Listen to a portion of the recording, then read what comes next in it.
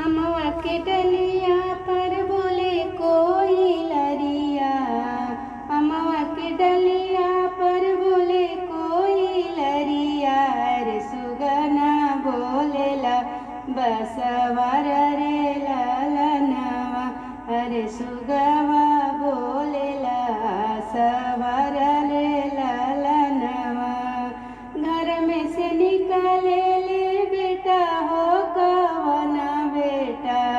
घर में से निकाले ले बेटा हो कवना बेटा। अरे साजी बाबा मोरे बरिया तरे ललनवा।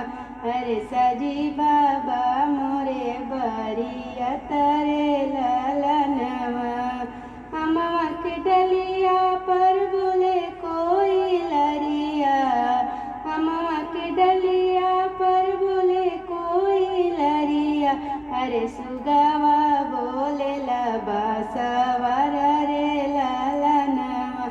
अरे सुगवा बोलेला बसवर रे ललनवा।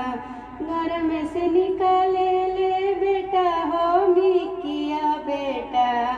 अरे साजी बाबा मोरे बरिया तरे ललनवा। अरे साजी बाबा मोरे बरिया तरे ललनवा।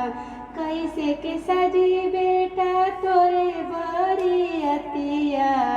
कैसे के सजी बेटा तोरे बरियतिया। अरे रुसल बाड़े गोतिया दया दरे ललनवा। अरे रुसल बाड़े गोतिया दया दरे ललनवा। अपन गोतिया बाबा अपने मनाई।